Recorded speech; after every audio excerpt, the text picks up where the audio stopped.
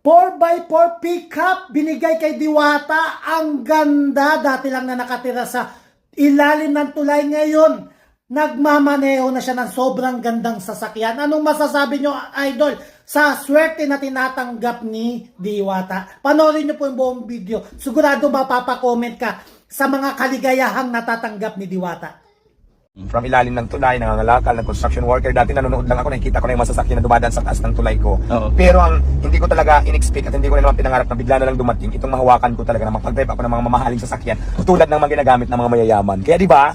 Bagong sasakyan ni Diwata, dumating na. Kung matatandaan po ninyo mga kababayan, ay nabigyan nga po itong si Diwata ng pick-up. So ngayon makikita natin dito, 4x4 na, puting-puti at bagong-bago pa. Kaya ayan, pababa na po siya sa kanyang sasakyan. Mamaya-maya po, kakausapin natin ito na sana makasakay din po tayo sa bagong sasakyan nito. Yan guys, nandito tayo ngayon sa bagong sasakyan ni Diwata. Talaga napaka-smooth nitong bagong sasakyan niya. 4x4. 4x4.